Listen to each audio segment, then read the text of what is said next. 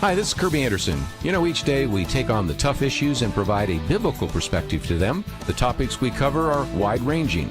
Apologetics, theology, prophecy, creation and evolution, intelligent design, marriage, family, child-rearing, the millennial generation, trends in society, politics, economics, business, religious liberty, the Constitution, public policy, foreign policy, military policy, tensions in the Middle East, abortion, homosexuality, pornography, sexual ethics, media, technology, history, and America's godly heritage. We talk about anything that affects your faith, your family, or your freedom. So don't go anywhere, because Point of View starts right now.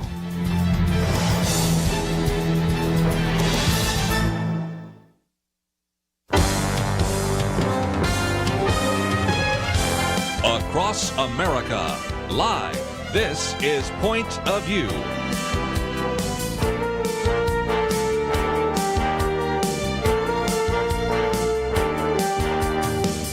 And now, Kerby Anderson. Thank you for joining me today. It is the Monday edition of Point of View. We're, of course, back in the studio. It's certainly been fun to travel around, to be at a number of different states where we are broadcasting, but this whole week we'll be here in Dallas, and there are going to be some other opportunities in the future to get to meet you face-to-face. Hope you had a good weekend. Of course, some of you have been watching the Olympics, and we may get to that a little bit later this week, but I thought we would put some things on the table today that would be helpful to you and your family. First of all, we're going to spend just a little bit of time looking at some issues in the news, including an article that my co-author Steve Cable and I wrote that appeared in the Christian Post. So that's one of our first articles there. And then we'll get into a couple other issues. What about the vaccine mandate? Why is it taking so long to get formal approval for the vaccine?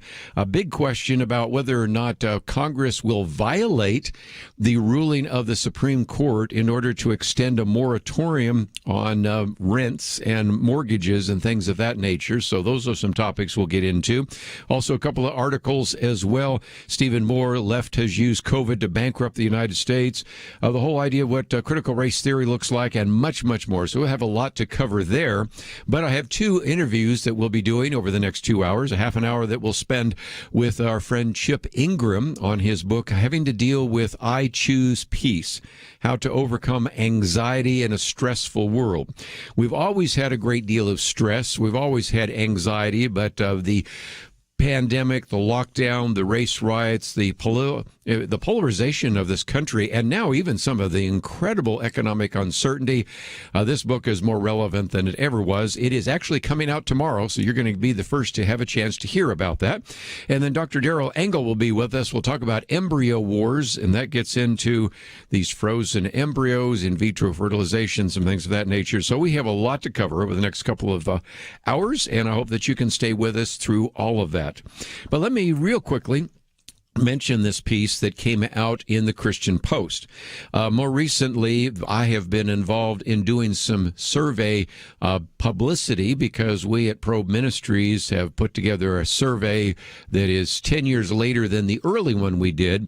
This one of over 3,000 Americans, adult 18 to 55, because our primary focus was to look at what is happening with the Generation Y, the millennial generation, and Generation Z, but also try to identify some of these trends as it relates to what we call the unaffiliated.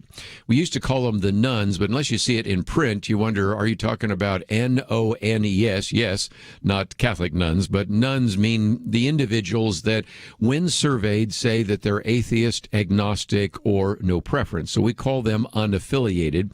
Anyway, there was an article come out recently in the Christian Post, which argued, and I think we talked about this briefly here on the program, that more than 25% of regular churchgoers have no plans to go back just yet. Now, some of that had to do with COVID concerns. Some of it had to do with it's convenient. It seems just as easy for me to get up, put on my house slippers, stay in my pajamas, and worship on the screen, which, first of all, I think isn't exactly what is intended there in terms of church attendance. And we talked with Dr. Richard Land about that article that appeared in the Christian Post. But we wanted to put some additional material to that, because I start out in this piece by saying, you are probably familiar with the old movie phrase, If you build it, they will come. And my argument has been Christians have built over 350,000 churches around this country, and they're not coming. And that is because of a number of other issues. Some of that has to do, of course, with concern about the pandemic. Some of it has to do with the issue of convenience.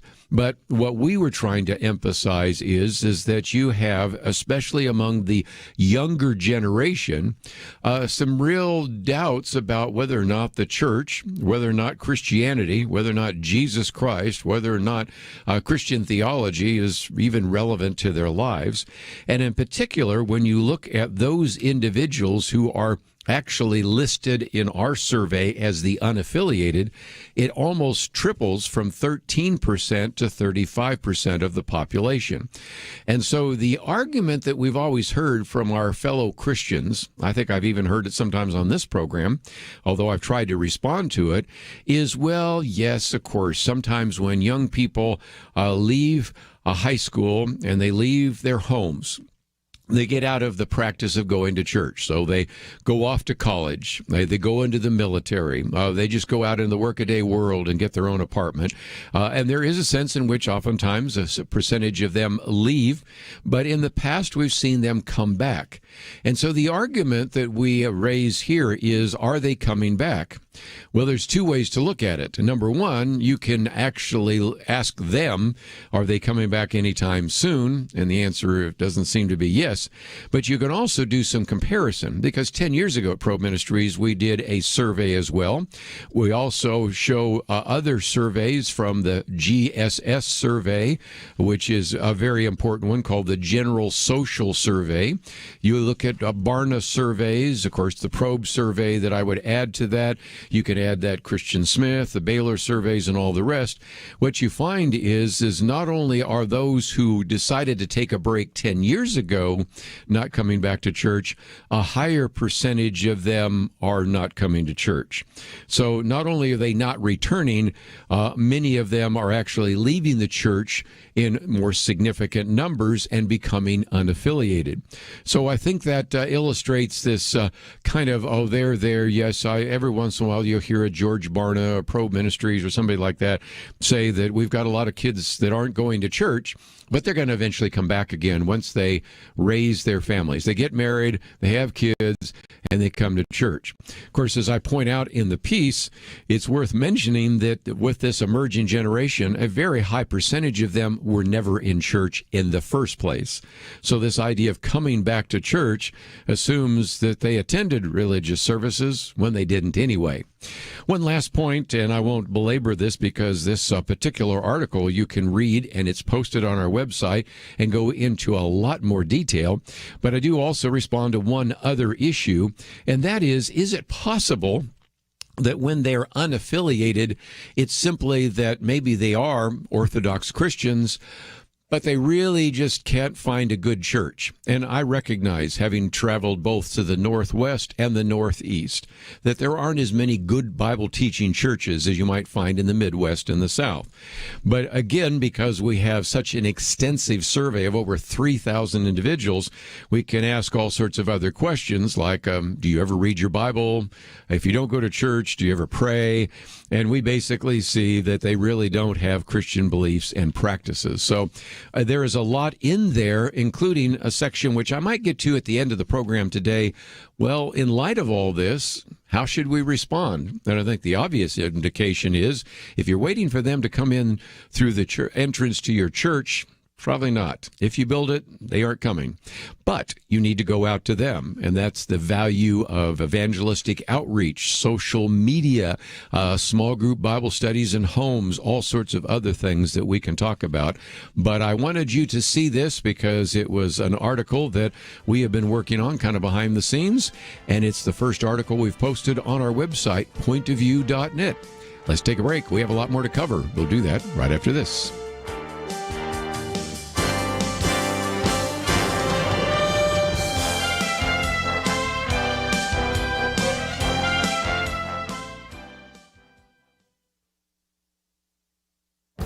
This is Viewpoints with Kerby Anderson. If you do an online search of the term cultural Marxism, you will see a Wikipedia entry that dismisses it as a conspiracy theory that is supposedly trying to take over Western culture. Actually, it is the dominant form of Marxism in America and in much of the West today. Dr. Paul Kenger was on Point of View Radio Talk Show with me to talk about his recent article about cultural Marxism. He explained that cultural Marxism began about a century ago in Germany because the proponents felt that orthodox Marxism was too limiting and too narrow. They wanted revolutionary changes in marriage, sexuality, and family. They looked to the universities as a place where their ideas could be launched. They could organize the students, the artists, and the media to transform Western society. Instead of focusing on an economic war, they wanted to bring a cultural war. One of the key figures in cultural Marxism was Antonio Gramsci, who taught that we should seize the cultural means of production. That would be the media and the universities. He believed that the social transformation would be able to march through the institutions. One place where cultural Marxism is evident today is in what is called cultural theory. Paul Kenger reminded us that Barack Obama's alma mater, Occidental College, has a Department of Critical Theory and Social Justice. It promises to instruct students in the principles of Marxism, psychoanalysis, the Frankfurt School, deconstructionism, critical race studies, queer theory, feminist theory, and post-colonial theory. If you've been near a college campus lately, this should all sound very familiar. This is not a conspiracy theory, but an accurate picture of the march of cultural Marxism through the institutions. I'm Kerby Anderson, and that's my point of view. For a free copy of Kerby's booklet, A Biblical View on Anti-Semitism, go to viewpoints.info/antisemitism. Viewpoints.info/antisemitism.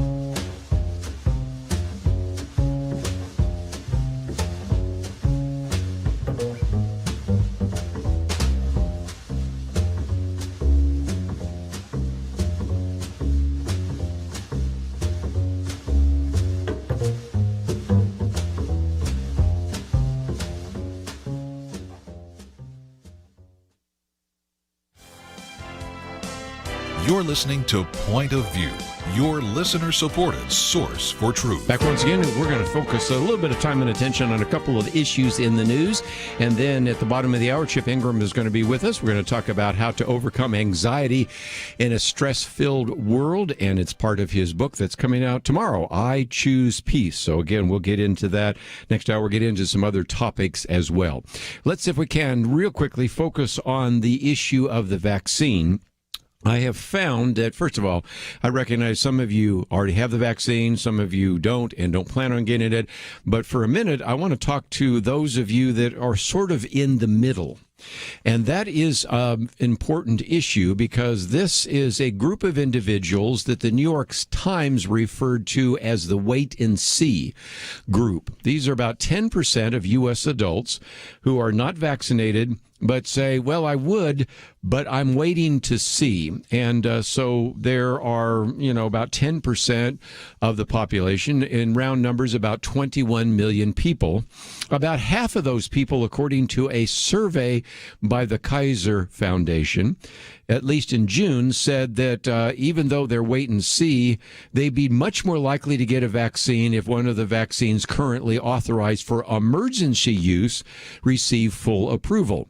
This is a comment I'm hearing more and more. I'm hearing it from people that aren't vaccinated. I'm even hearing it sometimes from people that are vaccinated saying, I went ahead, but I knew that it was still experimental. And the question that keeps surfacing, it's a good question. If indeed we have now vaccinated, I think the current number is 191 million Americans have been vaccinated. And now, again, that may include those who've had one or two. We are particularly bizarre country right now, because if you've gotten one of the vaccine doses in other countries, you're considered to be at least partially vaccinated. And then if you get 2 doses, then you're considered vaccinated. In this country, if you get 1 dose, I think it's listed by the CDC still, at least it was, as unvaccinated. Now, wait a minute.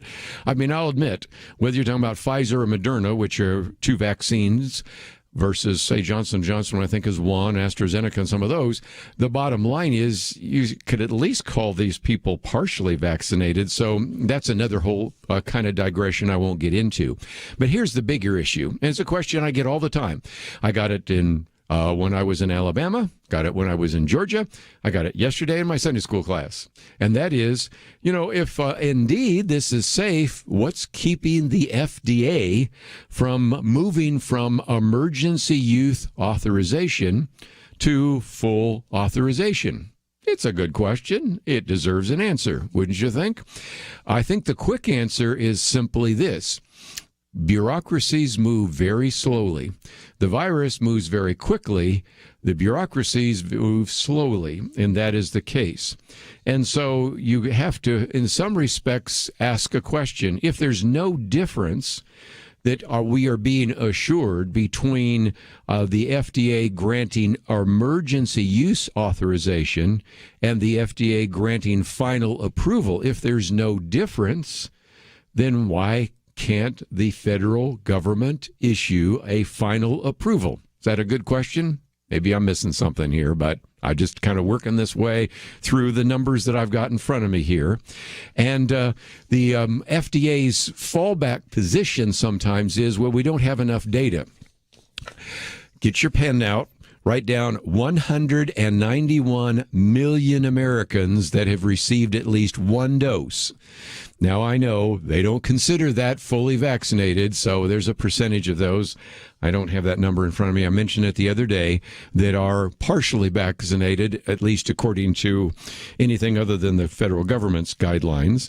And so we have a pretty good idea of how this is going for 191 million people. And to be honest, and to be fair, and to put everything on the table, yes, some people have died.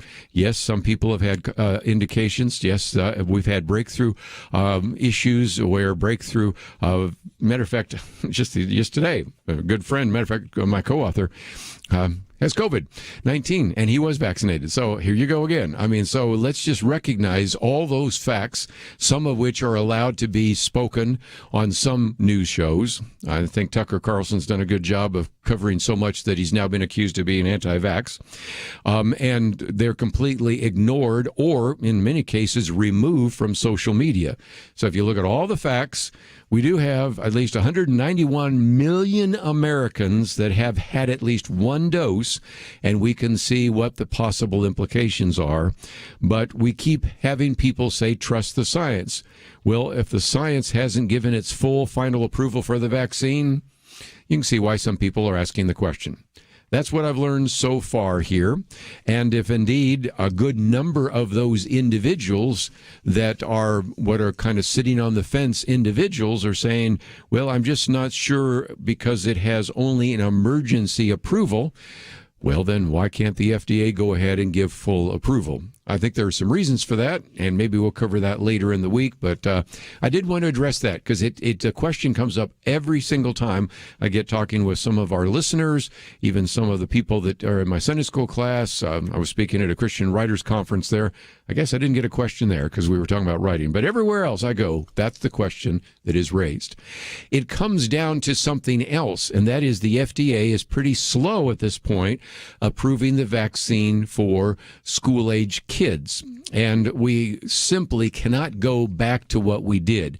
If you listened on Friday, we talked about this. I've got a commentary coming out in the future. McKinsey and Company actually looked at the test results, the spring test results, the 2021 spring test results for 1.6 million elementary school kids. And they found, no surprise here, that indeed the shutdowns harmed them significantly. They were on average 4 months behind in reading, 5 months behind in mathematics. Now, as we pointed out on Friday, I think Penn kind of did a good job of reminding us of the fact that this conclusion is the best you can get because, after all, they were only interviewing those who actually had come back to school. It is reasonable to assume the kids that did not come back to school probably are doing a lot worse. Then we also did mention in passing that when you looked at children in minority black schools, they ended the school year a full 6 months behind in both math and reading. And the schools in those areas where the household income was below $25,000 a year were 7 months behind in math and 6 months. Here's the question. What do we do about this? Because if we merely pass these students on to the next grade, then they lack some of the key building blocks of knowledge. If we force them to repeat a year, and how many of those would have to, first of all, this would be hard to repeat an entire class, but okay, let's just hypothetically say that they do repeat another year. There are all sorts of studies out that show that when you force kids like that to repeat a year, they're even less likely to complete high school, which is, of course, so key. So this is a challenge that has been unloaded on us. It is due to some decisions that were made early on, which we even then knew probably were wrong, because the likelihood of school-age kids actually being adversely affected by this particular virus was much lower. And yet, because of the lobbying, I would have to say, of the various educational authorities, whether it's the NEA or the National Theater or the Federal Teachers Association, whatever, all those various groups pretty much prevented that from happening. And now we're starting to hear the drumbeat for more of a lockdown, more of shutdowns. We just cannot do this to the next generation of young people who eventually will be the next generation of leaders and desperately need to be educated. Again, as I've pointed out before, no surprise, I predicted back a year ago that the students that would do the best online were probably those who lived in a home where they had a good computer, where they had good internet connection, where they had involved parents. Two parents who kept them motivated, or just even kids that were self-motivated, they're going to do really well. But what happens for those that don't have that? And all they need is 1 out of 3 of those, or 2 out of 3 of those, to just guarantee the kind of situation we find ourselves in right now. So anyway, that's another issue. The FDA waiting for a long time to even talk about the approval of vaccines for younger children. I'm not sure so many of them even need the vaccine, but of course that's a conversation which maybe we'll get to a little bit later. But when we come back from the break, let me, if I can, spend some time, first of all, talking with Chip Ingram. Many of us are dealing with or have been dealing with others that have some level of anxiety. I think this book is coming out at a perfect time to address all sorts of anxiety in our lives, even apart from the pandemic and lockdowns, all the other sources of anxiety. So we're going to let him kind of share what is in his upcoming book that will actually be out on the market tomorrow. You can advance order it. Of course, if you order today, you'll probably get it right away because it's released tomorrow, and we're going to talk about it today right here on Point of View. We live in a digital generation. Point of View is reaching this often overly plugged-in generation with truth. You can keep up with us 24 hours a day using your phone, your tablet, your laptop, or your desktop. Search for the Point of View Radio Talk Show on Facebook, where you can keep up with today's issues, learn about current and upcoming guests by liking us on Facebook. Also, follow us on Twitter. Our handle is @PointOfViewRTS. That stands for Point of View Radio Talk Show. Learn, interact, make a difference with Point of View using new media. And here's one way you can make a big difference. Help us increase our reach by spreading the word among your friends. Share a Facebook post. Tag us in a tweet. With enough joining us to plant seeds, we'll see a tremendous harvest. Come on, it only takes a minute. Search for Point of View Radio Talk Show on Facebook, @PointOfViewRTS on Twitter, and subscribe to the Point of View Radio Talk Show channel on YouTube. Learn, interact, share. The Point of View Radio Talk Show. Point of View will continue after this.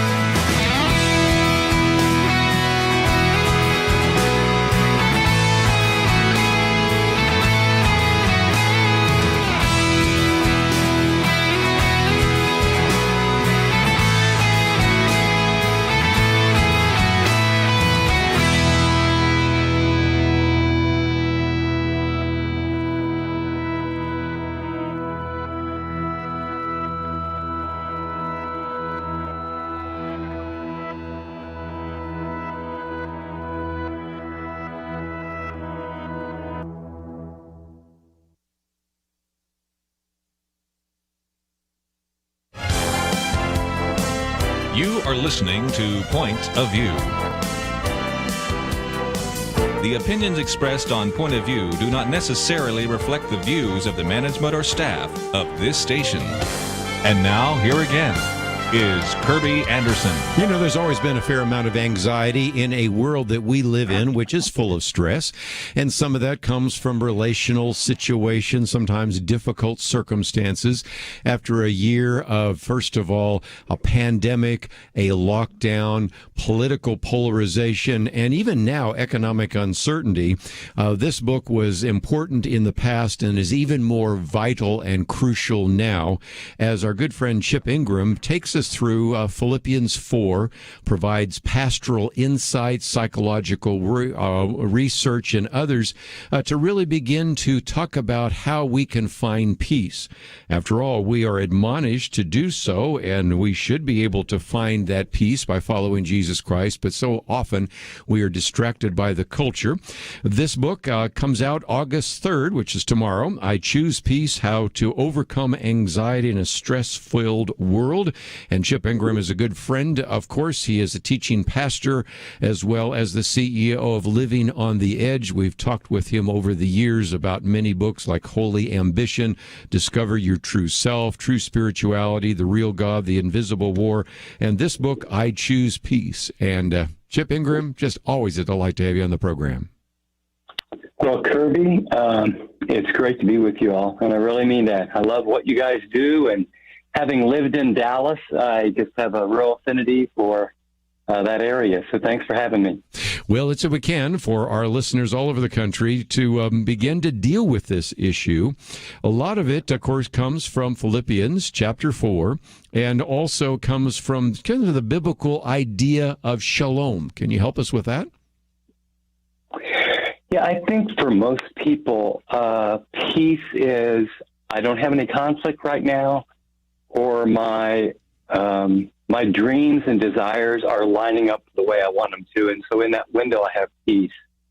And by contrast, shalom is not just the absence of conflict, it's the wholeness, it's the wellness, it's the purposes of God getting played out, it's the internal and it's the favor and the wisdom and the presence of God, that it may be with you. And so it's much, much more than just simply, hey, you know what? I don't have any hassles right now, and things are going pretty good. It's so much bigger and so much deeper.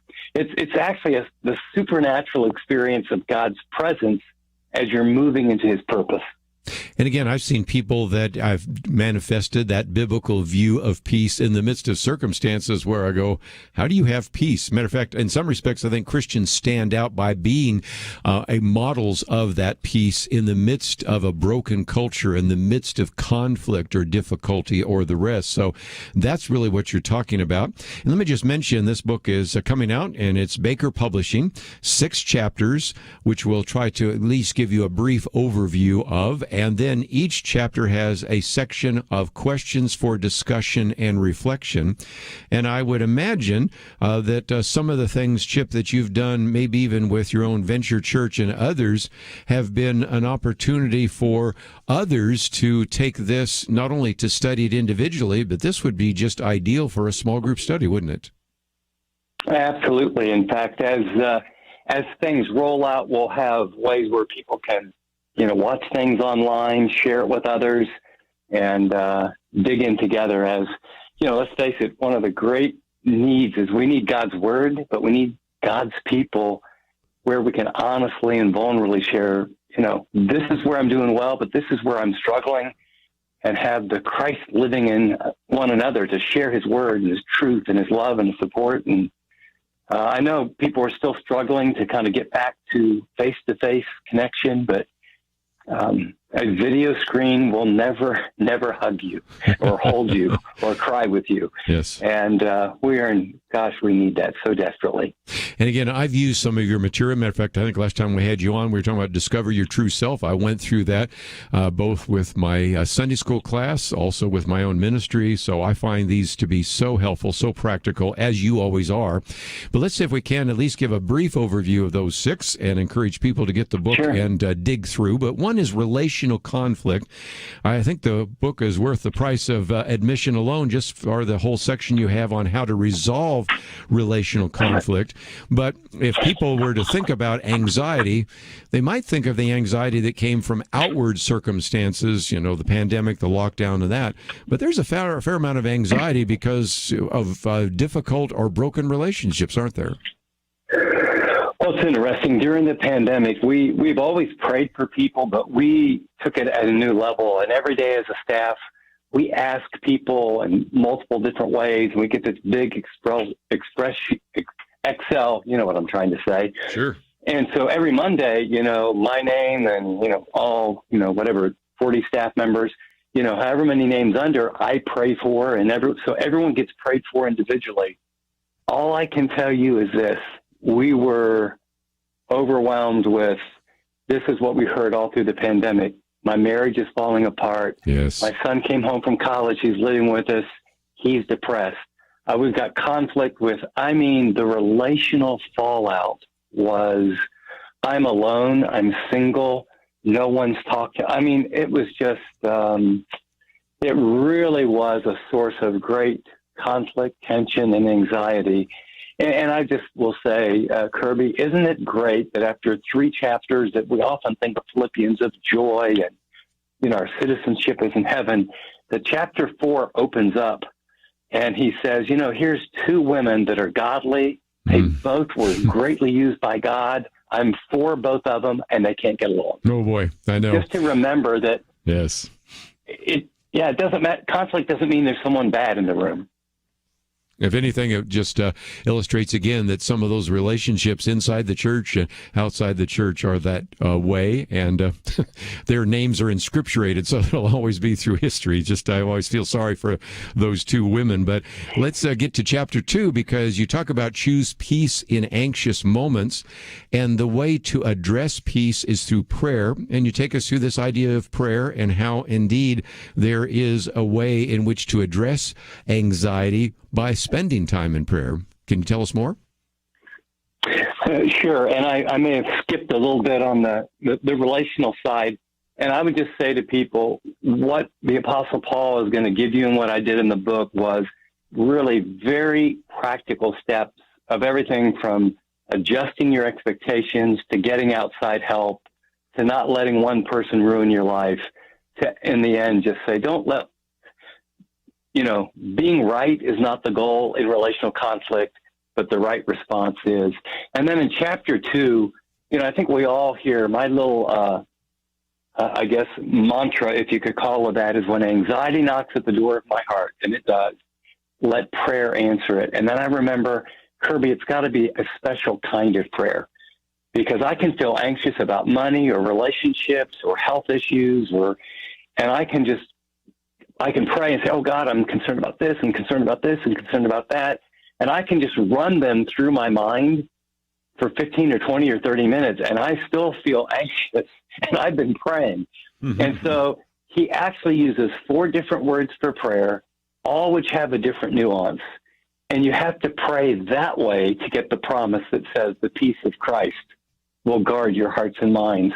And so the first word, I'll try and be very brief here, is begin your prayers with an adoration and a great picture of God. Remember, he's sovereign. He's holy. He's just. He's infinite. He's eternal. He knows all things actual and possible. He's all wise.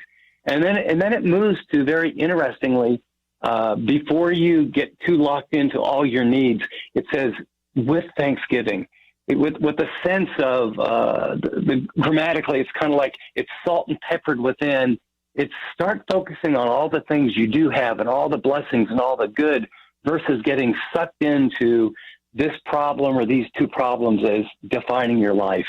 And then he goes on to talk about a kind of prayer that you literally get out a grocery list and you get real specific. Instead of, oh God, please help me, it's specifically, what I need you to do is, I need a job. Will you help me write the resume? Will you open an opportunity? Will you specifically help John to apologize to his wife? Because that's the conflict in our family. Lord, we need, $732 to pay the rent in 10 days. We're asking you for that. It's a very clear word. And then he talks about offering these things to God and trusting him and praying in that fashion that brings about the kind of peace that, Lord, I trust you, and I've cast my cares upon you. You care for me. I know that you're going to show up. Very good. Let's take a break. And again, your whole section here on Acts, adoration, confession, thanksgiving, and supplication. We come back, though, we'll talk a little bit about choose peace in difficult circumstances, learning to be content and how to address some of those. And it's all part of this book coming out, I Choose Peace, How to Overcome Anxiety in a Stressful World. It is by our good friend Chip Ingram. It is published by Baker, and we will continue our conversation with him right after this.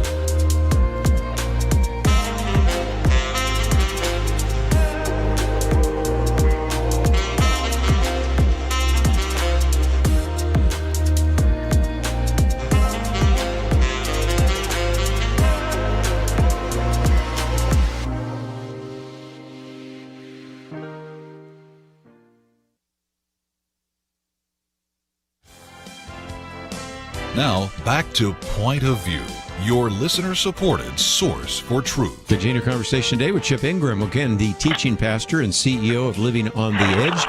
We also have a link to livingontheedge.org. You don't even have to spell all that out. Simply go to pointofview.net and you will see that link, which will then give you access to the various broadcasts, the video resources, and, of course, other resources that will be coming out associated with this book, which is published by Baker. You can look for it in your local bookstore, but most importantly, you might just want to simply go to Living on the Edge and find all sorts of great material, which is available through the ministry that has been put together by Chip Ingram.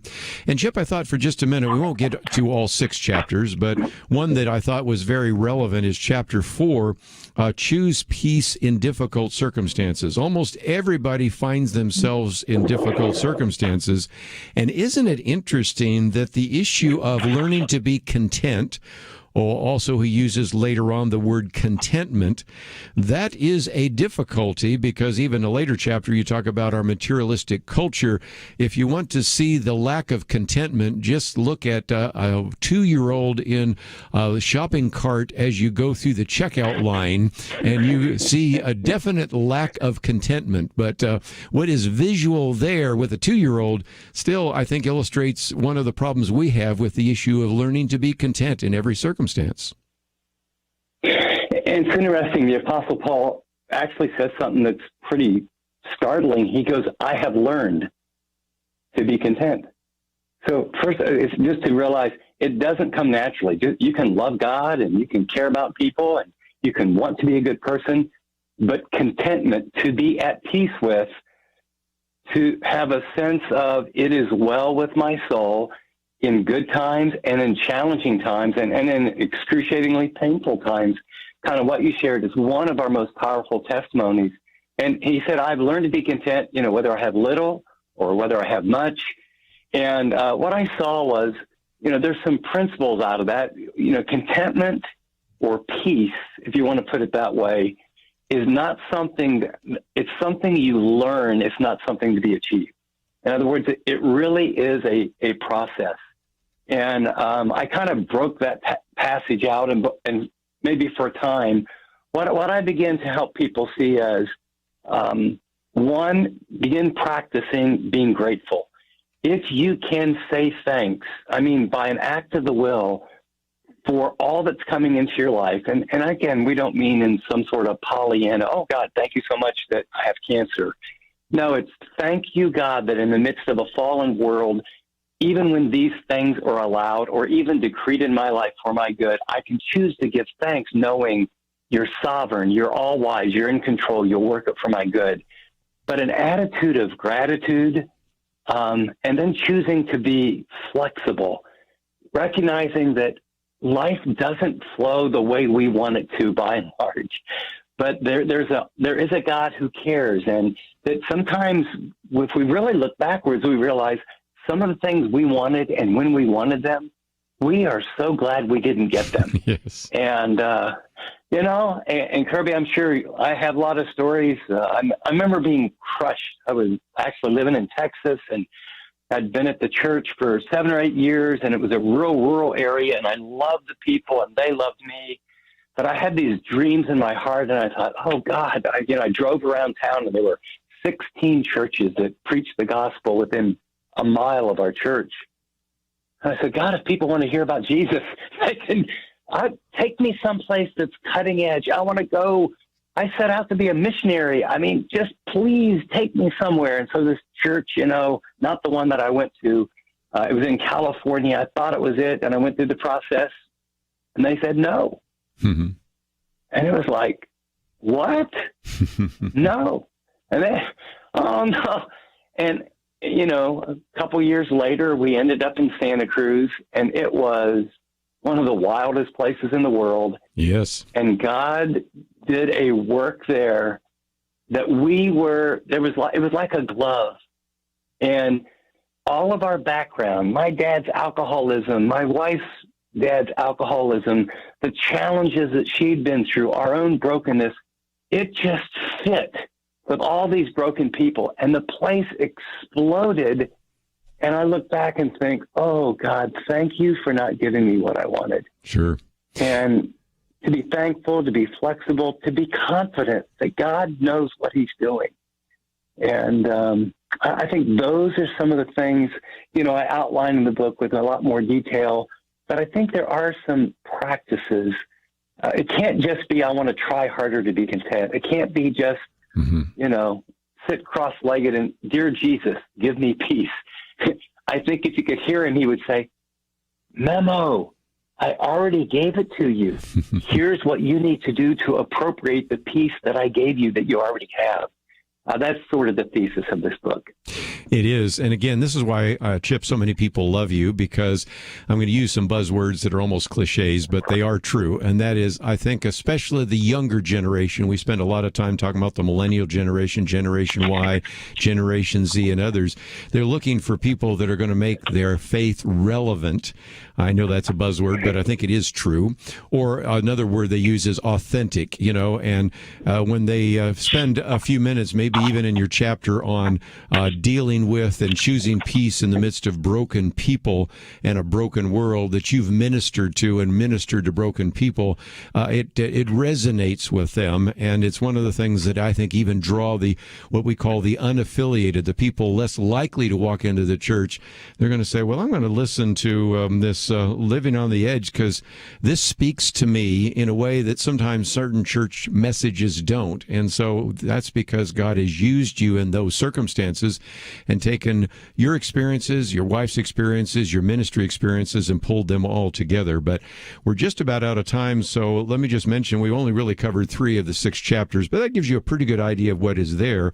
But I'm encouraging people to click on their picture that you have there of you, livingontheedge.org, and when they land there are all sorts of resources from previous books, including broadcast, and that's also a place to go to get this book and to get later some of the other resources you're going to make available to people that want to do this in a small group setting.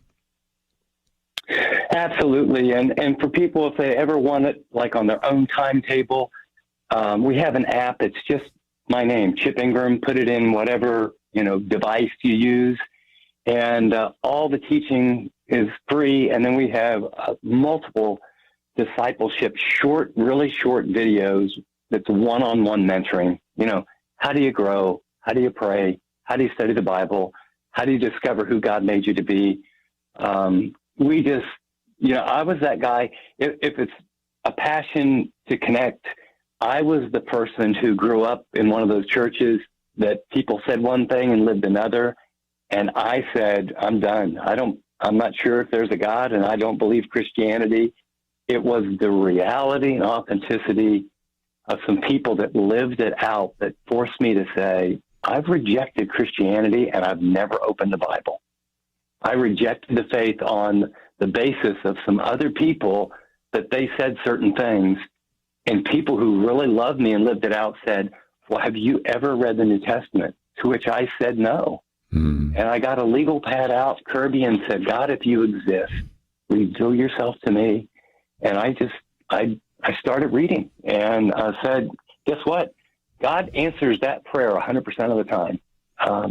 The prerequisite, however, is you pray it with, if he does show you, you can't say, thanks, I'm glad you exist, I'm going to go my own way. You have to say, if you show me, I will do whatever you want me to do. And I'm all in. And, and I'm all in. And that sounds scary, which it is, and yet God loves us so much. He only has the best. Not the easiest, but always the best. Chip Ingram's been with us again. I Choose Peace. We'll be back right after this.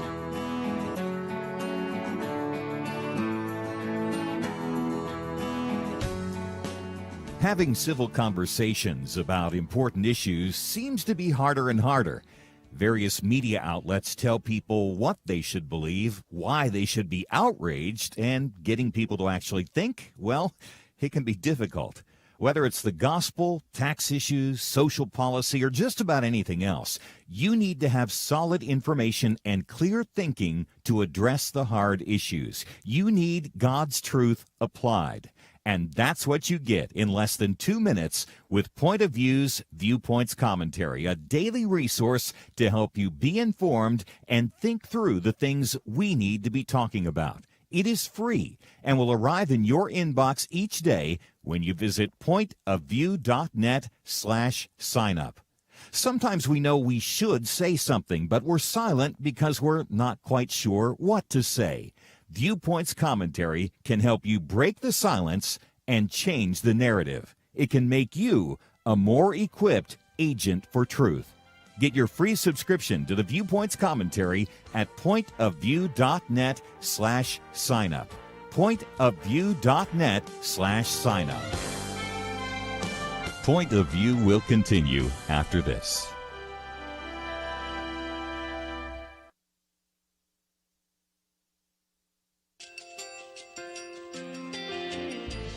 I just want to thank you so much for all the wonderful programming you have.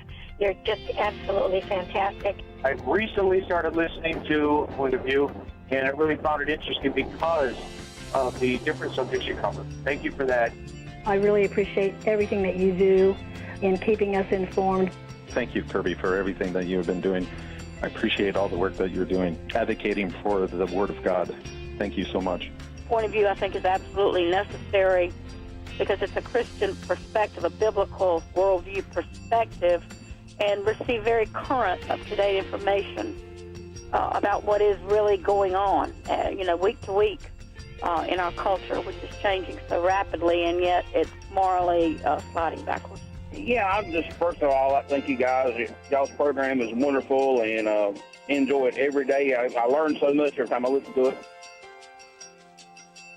Point of View Radio Talk Show.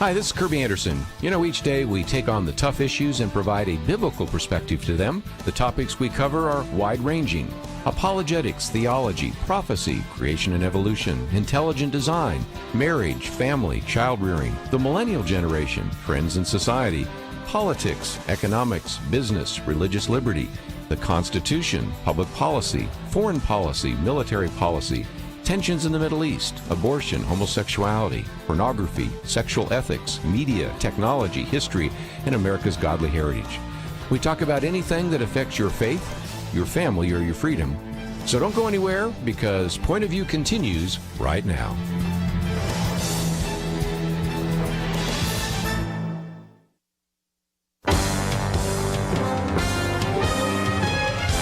Across America, live. This is Point of View.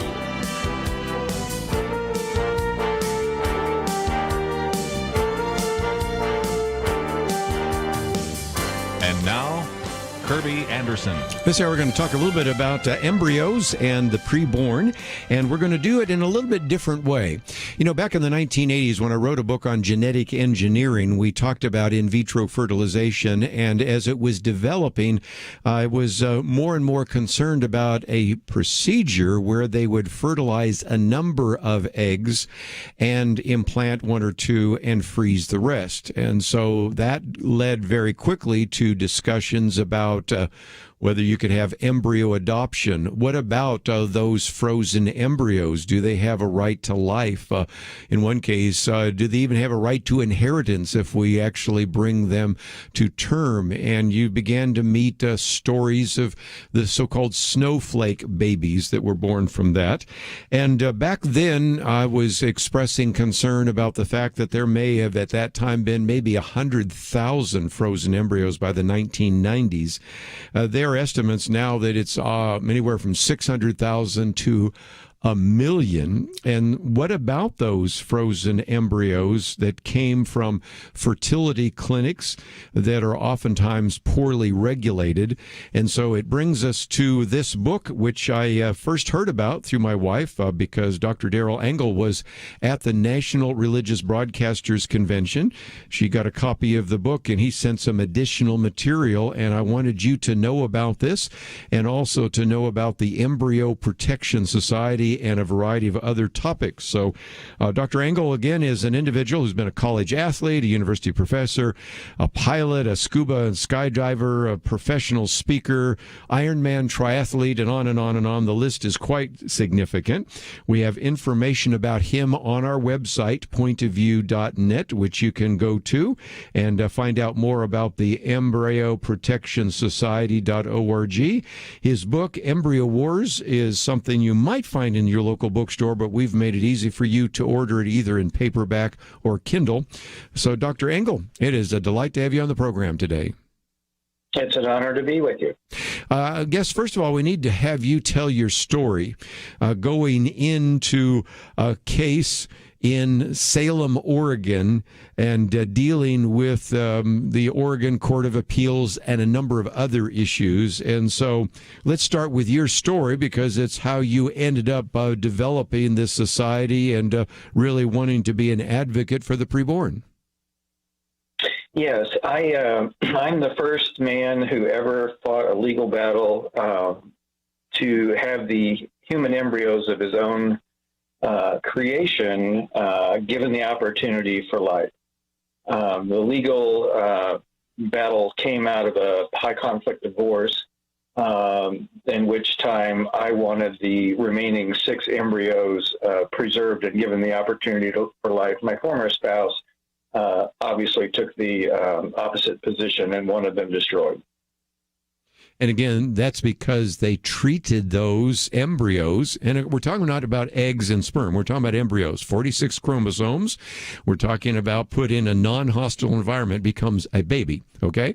The court ruled, if I understand that these are property, not life. And, of course, this Supreme Court decision that may come down in the future from the Mississippi case probably won't clarify that too much, but it might move us in that direction. But isn't it fair to say that that's why you had a situation in which there was no problem from this particular court or most courts to actually destroy embryos because they don't consider them life?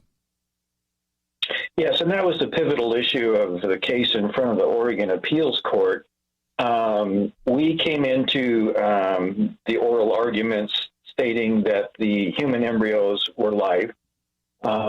There is a case law in Oregon called the Kinsey Rule that says in a situation of divorce, if you can show that there was equal contribution to what they term property, that there's equal division. In other words, each gets half back.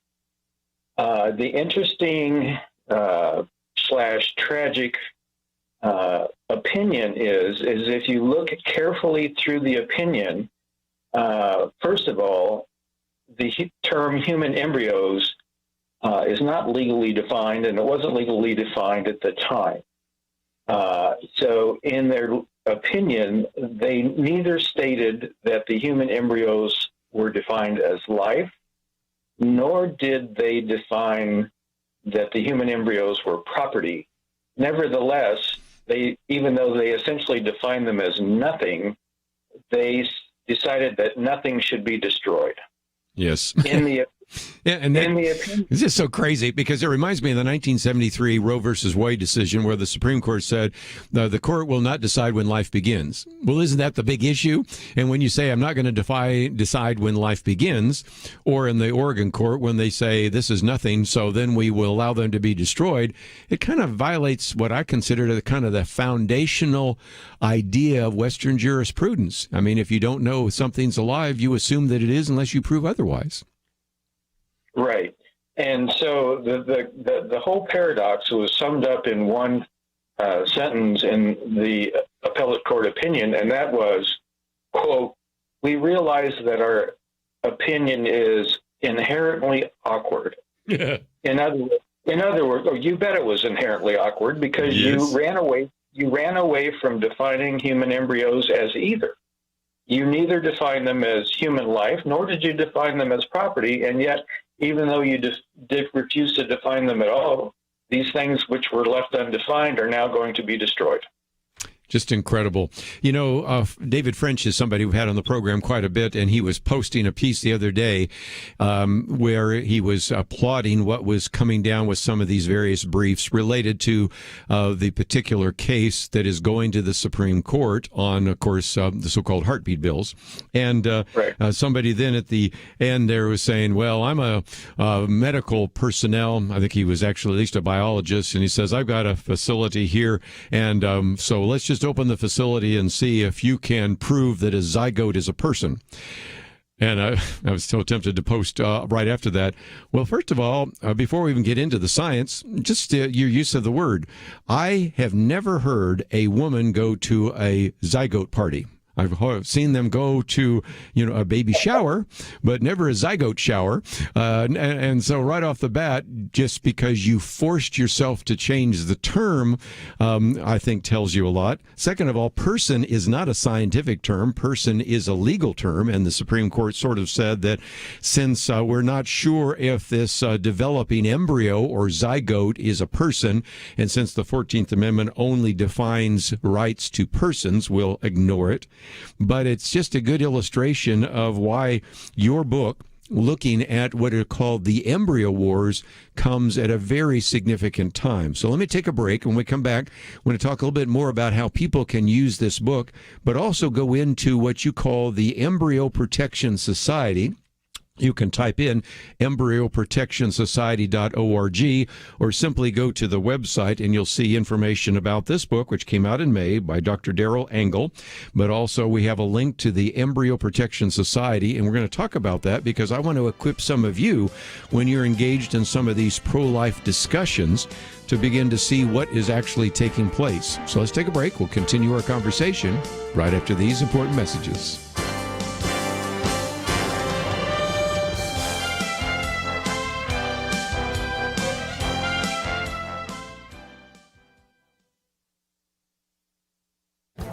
This is Viewpoints with Kerby Anderson.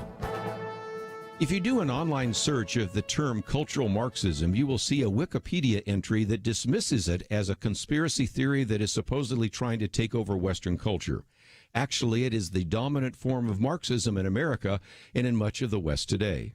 Dr. Paul Kenger was on Point of View Radio Talk Show with me to talk about his recent article about cultural Marxism. He explained that cultural Marxism began about a century ago in Germany because the proponents felt that orthodox Marxism was too limiting and too narrow. They wanted revolutionary changes in marriage, sexuality, and family. They looked to the universities as a place where their ideas could be launched. They could organize the students, the artists, and the media to transform Western society. Instead of focusing on an economic war, they wanted to bring a cultural war. One of the key figures in cultural Marxism was Antonio Gramsci, who taught that we should seize the cultural means of production. That would be the media and the universities. He believed that the social transformation would be able to march through the institutions. One place where cultural Marxism is evident today is in what is called cultural theory. Paul Kenger reminded us that Barack Obama's alma mater, Occidental College, has a Department of Critical Theory and Social Justice. It promises to instruct students in the principles of Marxism, psychoanalysis, the Frankfurt School, deconstructionism, critical race studies, queer theory, feminist theory, and post-colonial theory.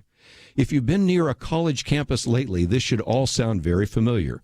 This is not a conspiracy theory, but an accurate picture of the march of cultural Marxism through the institutions. I'm Kerby Anderson, and that's my point of view. For a free copy of Kerby's booklet, A Biblical View on Anti-Semitism, go to viewpoints.info/antisemitism. Viewpoints.info/antisemitism.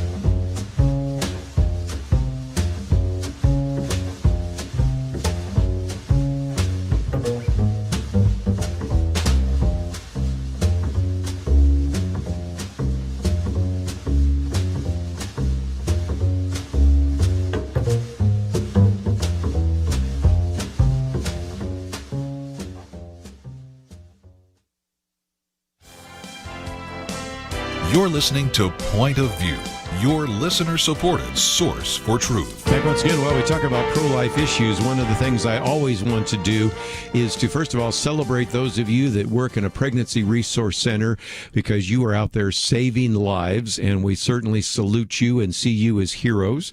Want to salute those of you that have protested in front of an abortion clinic and try to save lives there as well, because you are our heroes, and we certainly salute what you are doing for life. But I dare say that even if you are in that area, you may not be familiar with this book. I was not until Dr. Darrell Angle was there at the National Religious Broadcaster. So I wanted you, first of all, to know about the book, Embryo Wars. It is very easy read, just simply less than 100 pages. Tells his story, fascinating story, gets into different aspects of this as well. But in addition to that, we also have a link not only for the book, but so that you can go to the Embryo Protection Society. This is another resource, maybe another tool for your toolbox as you are advocating for life, to know that there is such a society. It's based in the state of Arizona, so some of you in Arizona may know about it, but I suspect most of our listeners have not heard about it. And it really focuses on the desire, first of all, to educate the general population as we begin to look at another Supreme Court case and other things that may happen. That's important, to advocate and then to legislate. And so, Dr. Angle, for just a few minutes, can you give us sort of an overview on how people can use the book, or how, if they join with your Embryo Protection Society, that can be a very significant resource to make a case for life? Yes. let's start with the book. The book, Embryo Wars, actually, I had no desire to write a book at all. It was simply that I needed to find a way to get past the pain of having my children destroyed by my court system in Oregon. It took years to get past that. But as I started, the only way I could titrate out the pain at the time was to simply go home and speak into some speech recognition software. And this took 2.5 years. And then I put it down. And later I picked it up and I realized that there was a framework there of information that then became the book. And then I realized that God, like a lot of people, takes them through an incredible journey. In fact, one of my favorite quotes is from Mark Twain, where he says, there's really only 2 important days of your life. The first one is the day you're born, and the second one is the day you understand why.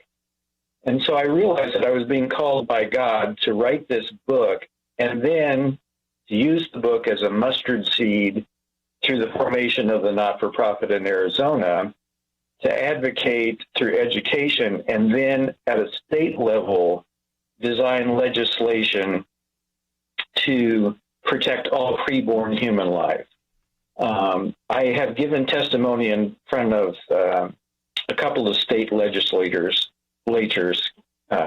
hearing committees. And what I realized after those 2 experiences was that most people don't even have the most basic understanding of the majesty of their own existence. For example, when the male and female reproductive cells come together, for the first 18 hours, they do absolutely nothing, at least not perceptible. But somewhere between 18 to 24 hours, I call it God's majestic moment, where God says, yes, that you will become a human life, and the cells start to divide. And they continue to divide and differentiate until you and I speaking today have on average 38 trillion and 7 billion more cells. Now they're all independent, but they're all bound together and they work in synergy. And so I look at the not-for-profit as a synergistic think tank for the 50 states to come together and use our resources at a state level and one by one, again, at the state level, to form legislation to protect preborn human life. And again, one of the things that you want to do, as you said, is to educate. I've been involved over the years in various debates with abortionists and things like that. And there are all sorts of arguments you can make that from the moment of conception or fertilization, you are having somebody that's genetically unique, 46 chromosomes rather than 32 in the sperm and egg, or that if you say that the cessation of heartbeat defines death, should not the onset of heartbeat define life? And brainwave activity, if we have flat brainwave activities, we define that as death. Well, at the onset of brainwave activity, but you then point out that you have 4,000 anatomic structures, 90% of which form in the first 56 days, and in the first 8 weeks we go from 2 cells to 1 billion cells. Those are some things that are what we should be teaching, frankly, in biology classes, because if you taught enough basic biology, I think most of the young people would come to a pro-life conviction very quickly. But then you want to move on not only from educating, but advocating these issues and legislating. And let me just hasten to add that as somebody that speaks at a lot of pregnancy resource centers, I think you might be a person that could speak at some of these pro-life banquets as well, because both your book, the video that you have available, and the whole issue of the Embryo Protection Society might be a new aspect that could be something that would be very interesting to people that have pro-life convictions and are supporting their local pregnancy centers. Yes, and that's something I would love to do. I realized that, over the period of 14 years that God was really calling me for this purpose. So I consider this my ministry, and my remaining heartbeats in my life will be dedicated to this. how can people join with you? Because we do have a link to the embryoprotectionsociety.org. That's a place where you can get the book. We have it available also on our website in case people want to order it there in either paperback or Kindle. But you have, for example, a series of videos. You have the Embryo Wars video, your life before birth video. You have various events, and then a place where people can contact you or donate. So if somebody says, well, I would maybe be interested in having you come to speak to the church, speak to a group, speak to a banquet, what is available, and how can people join with you if they have the same convictions that you have about life? Sure. The best portal of entry to establish a communication and a synergy for purpose is through the website. And I would be happy to personally answer any questions or wishes that anyone has to do so. I'm just, it's one of those things in life where you go through a process and you spend time going, God, why me? And then you go, and on the backside of it, you go, now I understand, and therefore I'm fully engaged in the mission to protect preborn human life and all life, frankly, from the first cell division to the last.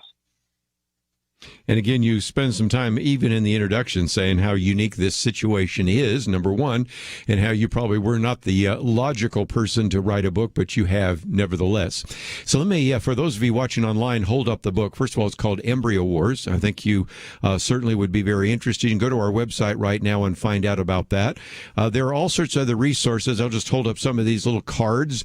You have some on Embryo Wars. You have some just on the Embryo Protection Society. Those are all resources. There are some videos which you can watch.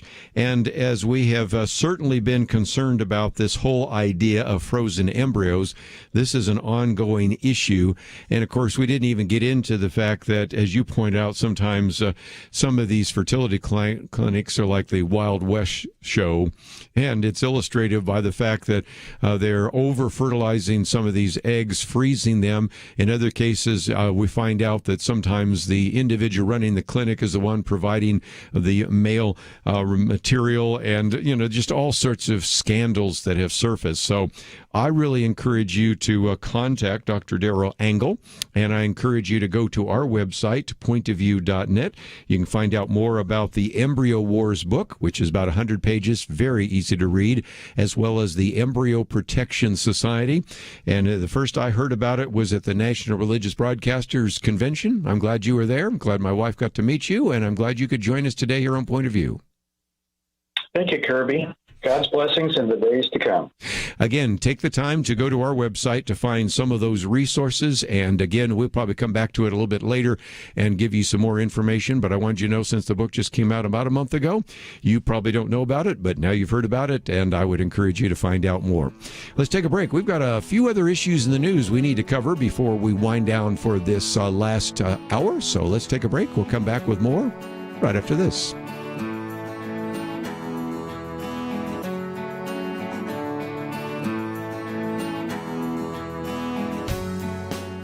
We live in a digital generation. Point of View is reaching this often overly plugged-in generation with truth. You can keep up with us 24 hours a day using your phone, your tablet, your laptop, or your desktop. Search for the Point of View Radio Talk Show on Facebook, where you can keep up with today's issues, learn about current and upcoming guests by liking us on Facebook. Also, follow us on Twitter. Our handle is @PointOfViewRTS. That stands for Point of View Radio Talk Show. Learn, interact, make a difference with Point of View using new media. And here's one way you can make a big difference. Help us increase our reach by spreading the word among your friends. Share a Facebook post. Tag us in a tweet. With enough joining us to plant seeds, we'll see a tremendous harvest. Come on, it only takes a minute. Search for Point of View Radio Talk Show on Facebook, @PointOfViewRTS on Twitter, and subscribe to the Point of View Radio Talk Show channel on YouTube. Learn, interact, share. The Point of View Radio Talk Show. Point of View will continue after this.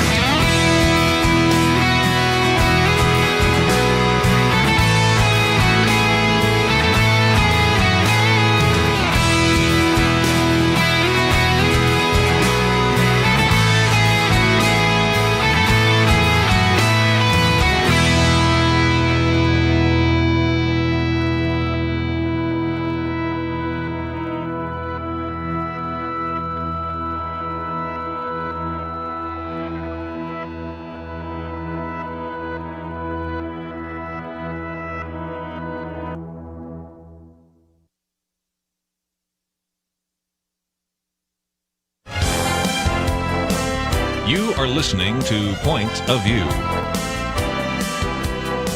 The opinions expressed on Point of View do not necessarily reflect the views of the management or staff of this station. And now, here again is Kerby Anderson. Final half hour. If you'd like to join the conversation, 1-800-351-1212. If you've been with us during the entire time, and I know people tune in and tune out on radio, but first hour we spent a little bit of time talking with our good friend Chip Ingram. I Choose Peace, How to Overcome Anxiety in a Stressful World.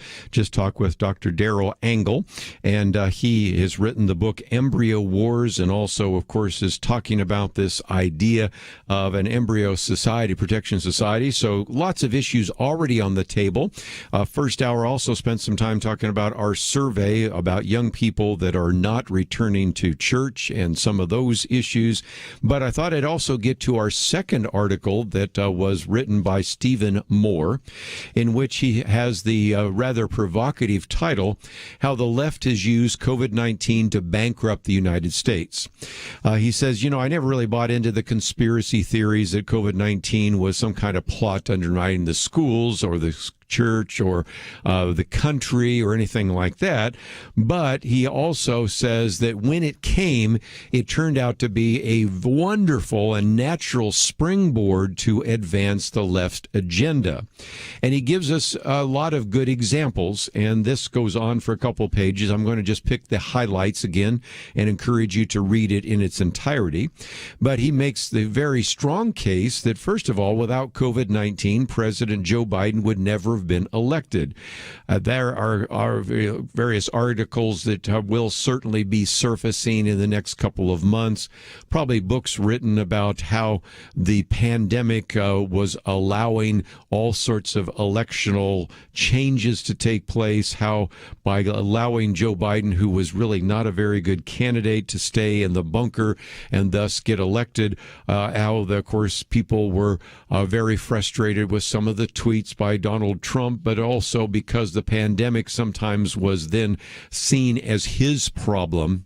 And it is amazing, now that we know so much more about China, we are so upset. And I see so many people that blame the deaths during COVID-19 on, Donald Trump, on Ron DeSantis, on Greg Abbott, whatever it might be, and hardly anybody with any kind of anger blaming it on the Chinese when we now know that they certainly covered up a great deal, and when we now suspect with very good reason that the virus originated in a very questionable situation where there were lab leaks and all sorts of other issues and gain of function research.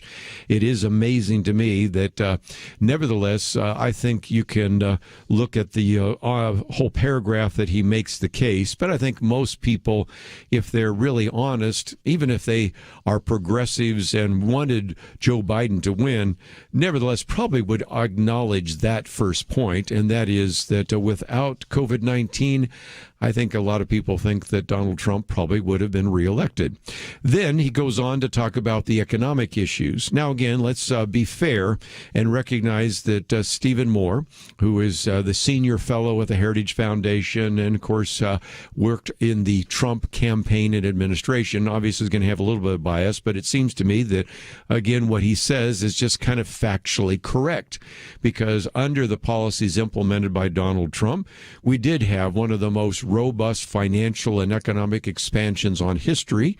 And he also points out that we also, when we talk about minority advancement, historical reductions in poverty, these were all unprecedented. And 2 years ago at this time, we were talking about the fact that these were really remarkable things, that the lowest unemployment for African Americans, lowest unemployment for Hispanic Americans, a really blowing and going dynamic economy, and then, of course, the pandemic and the lockdowns and the rest. So, again, that's a second point that he makes. I think it's pretty much easy to establish with economic numbers, and is probably going to be an attempt with some kind of historical revisionism to try to hide that. When I saw somebody the other day that said, when Donald Trump left office, the economy was a disaster, I'm thinking, okay, true, but terribly misleading, because if we had not had the pandemic, he had one of the strongest economies we'd ever seen. So that's the second point. His third point, and it's probably the most relevant, is that COVID-19 made the rebirth of big government possible. He said the last year when Trump was in office, still in office, Congress spent $6 trillion. But again, a lot of that was for unemployment benefits, which were wasteful and ineffective, but this was considered emergency spending. So he acknowledges that some of this massive spending happened even under Trump. That is absolutely true. But then what happened next is even more significant, because then we got used to spending trillions of dollars and not acting like it's anything more than, pocket change. And so his comment is the left has leveraged COVID-19 fears to call for a $3.5 trillion budget reconciliation bill on top of a $1.9 trillion spent in March on welfare programs and now a $4.1 trillion bill on public works called infrastructure, which actually goes into everything from, as he points out, labor union protections, Green Deal subsidies, Medicare and food stamp expansions, bailouts of Amtrak, urban transit, schools, and all the rest.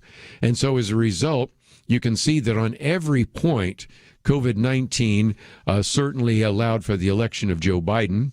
It certainly did a really number, if you will, and really kind of destroyed some of the successes of the economy that had existed before that, and most importantly, made big government possible and allowed for spending trillions of dollars now and leading to what I think should be, if it isn't, economic uncertainty. I mean, what's the future? I mean, does anybody seriously think that the Federal Reserve is now going to stop spending money, that the Biden administration has stopped calling for trillions of dollars of, quote, investments? I don't see that. And so his last point, as if these other points weren't enough, is that COVID-19 has somehow given new license to even what he called the nuttiest left ideas. So we have Democrats speeding towards a plan to raise tax rates by more than 50% and implement welfare benefits that can pay families more than $100,000 in annualized wage equivalent benefits. Again, that's one that I want to probably put in a future commentary, because when you look at the benefits and you add them all up and say, what would you need to be making to receive those benefits that you're receiving, which of course are not taxable, you were talking about what in some respects almost approaches a six-figure annualized wage equivalent in terms of the benefits. And so this is really an incredible article that is written by Stephen Moore, an individual that, of course, has been at the Wall Street Journal. He's right now at the Heritage Foundation. He's written a number of books. Matter of fact, one of his most recent ones was, of course, on Trumponomics. And, of course, he is in the Trump administration. So I expect, a little bit of a bias towards Trump. That makes sense. But when you look at the numbers that he uses and the historical precedent, I think he's right on target. And it is indeed our second article.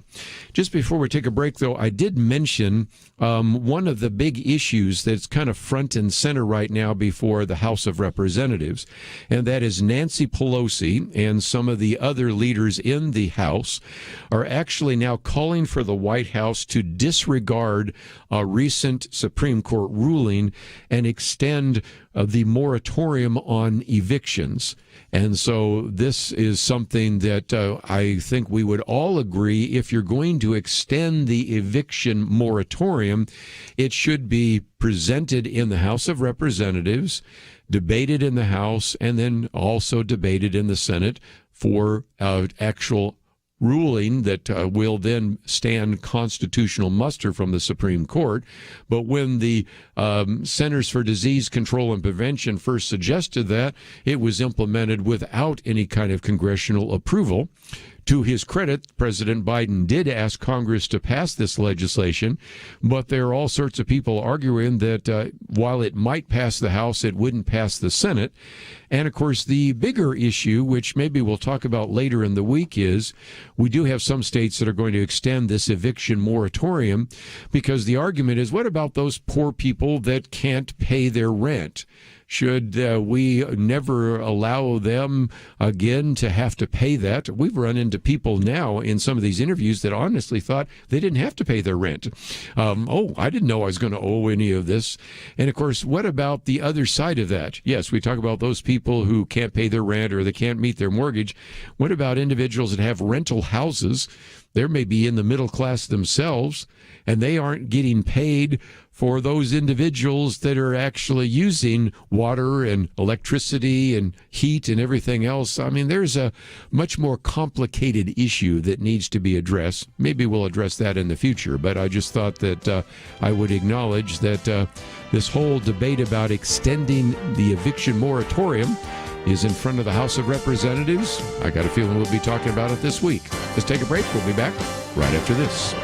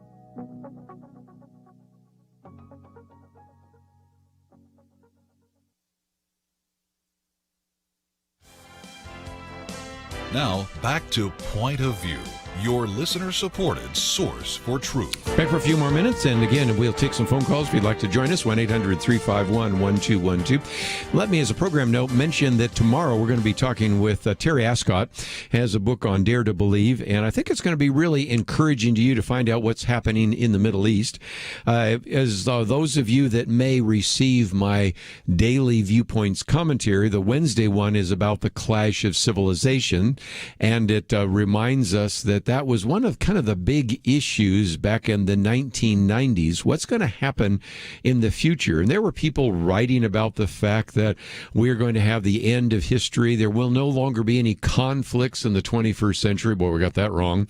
And of course, I talk about in my book, Understanding Islam and Terrorism, that there has been a real clash of civilizations between the radical Muslim world and the Western world.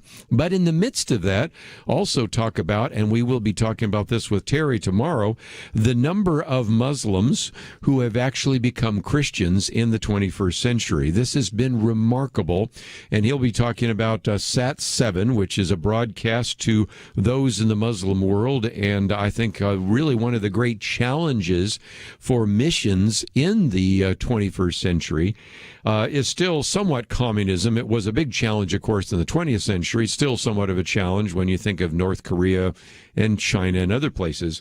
But the greater challenge is really in the Muslim world, and the way to reach some of those individuals is going to be through media. And so I think we'll certainly benefit from some of the things that they have been doing, and not only in terms of sharing the love of Jesus Christ, but even how to maybe witness to friends, neighbors, coworkers you might have that are Muslim with the gospel. So I think you're going to really enjoy that. He'll be with us on the second hour, and I hope you'll be watching and listening to that then. As a program note, since I mentioned my Viewpoints commentary for Wednesday, the Viewpoints commentary today is on cultural Marxism. It goes back to an interview that I did with Dr. Paul Kenger about where did this idea of cultural Marxism come from, and some of that came from the certainly the Frankfurt School. I also talk about Antonio Gramsci and others, and this has been kind of the foundation for what today we call critical race theory. So we give you a little bit of the history, because some people say, you say that critical race theory is based on Marxism, but it's not Marxism. Well, that's technically true, but misleading. It's not classical Marxism, because Marx and Engels believed that the real conflict would be a conflict of class, the bourgeoisie and the proletariat. The cultural Marxists, and those would be Gramsci as well as the Frankfurt School and others, proposed instead the conflict would be between races or gender or sexual identity and those kinds of issues. And so that is my commentary today, to give you a little bit of the history on cultural Marxism, which leads to our third article. And this is written by a former student of sociology, which actually says this is what critical race theory looks like. And he says that there is one major reason why I dropped out of a prestigious grad school this past fall. He says it wasn't the economic insecurity, the poor wages, even the need for geographical flexibility. He also points out that now he's kind of a journalist. He said journalism isn't much better. The simple fact I learned after a half semester studying sociology is the discipline isn't very tolerant. And what he does is he then tells one of many stories, but I'll just take this one in the interest of time, which is actually a video that some people have seen, and maybe you've already seen it. It's a situation where you have a sociology professor, Sam Richards, at Penn State University. By the way, Penn State tends to be a more conservative university than UPenn, but that doesn't mean anything, because it really just depends on who's in that particular department. And this particular individual, sociology professor, just goes out there, he grabs an average white guy that's in the lecture hall, and he hands him stand up, and he kind of then dissects him like a biology specimen, and says, this guy, he's going to do better, simply better than this black guy over here, and because he has the benefit of having white skin. In another clip, you can see slideshows where he shows different applicants and all the rest. And I'll be the first to admit that sometimes there are some racial disparities. Our booklet on racism, I have a whole section there talking about some of the racial disparities. Some of that may be indeed due to race. A fairly significant amount of it that has been pointed out by everybody from Larry Elder to Dennis Prager is due more to family structure. You do better in a two-parent home than a single-parent home. Yes, you do better in a school that is actually producing those individuals that are college-bound than those in an inner-city school. And so there is a sense of class privilege. There may be some white privilege. It, of course, ignores the obvious ones. There's born in America privilege. There's born in a two-parent family privilege. There's all sorts of privilege that goes on there.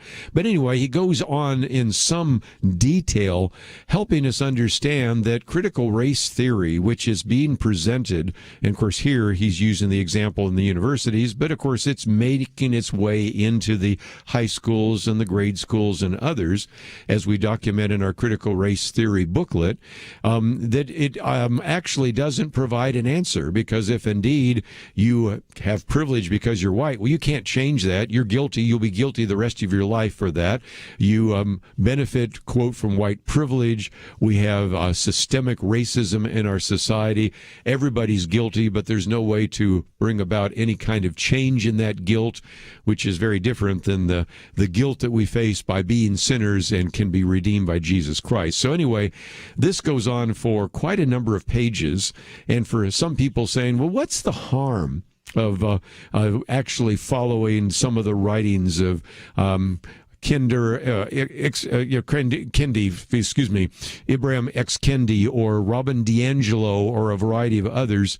Why isn't Black Lives Matter protest? Why aren't those a good idea? He, I think, spends some really good quality time going through some of the real issues associated with that, and it's one of the reasons that I wanted to post this article for you today. But just before we run out of time, let me mention one other article. And that is, quote, on censorship, big tech has it both ways. And what it does is, as a matter of fact, the latest article actually has the word First Amendment censorship in big tech.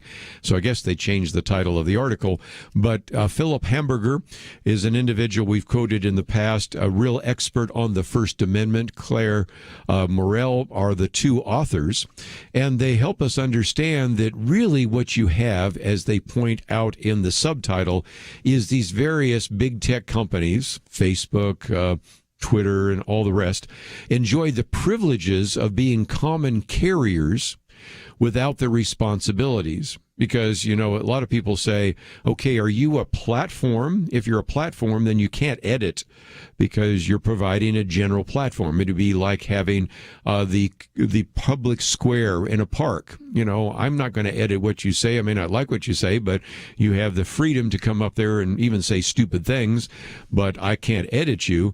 And that's different than being a publisher and saying, no, I'm not going to allow certain dangerous, inaccurate things being said on my particular newspaper or my internet forum. And so they point out that ultimately these companies have all the privileges of being a common carrier, but none of the responsibilities of it. And so it's a really good piece, which we will come back to when we talk about the whole issue of social media. And we do have, of course, a social media booklet that's available at Point of View. But we're simply out of time. Tomorrow we'll spend some time looking at some other issues in the news. We'll talk about how to witness to your Muslim friends and some really encouraging news coming out of the Middle East. But just before we go, I want to thank Doug for sitting in as the engineer, Steve as our producer. Hope you'll join us tomorrow right here on Point of View. Having civil conversations about important issues seems to be harder and harder. Various media outlets tell people what they should believe, why they should be outraged, and getting people to actually think, well, it can be difficult. Whether it's the gospel, tax issues, social policy, or just about anything else, you need to have solid information and clear thinking to address the hard issues. You need God's truth applied. And that's what you get in less than 2 minutes with Point of View's Viewpoints Commentary, a daily resource to help you be informed and think through the things we need to be talking about. It is free and will arrive in your inbox each day when you visit pointofview.net/signup. Sometimes we know we should say something, but we're silent because we're not quite sure what to say. Viewpoints Commentary can help you break the silence and change the narrative. It can make you a more equipped agent for truth. Get your free subscription to the Viewpoints Commentary at pointofview.net/signup. pointofview.net/signup. Point of View is produced by Point of View Ministries.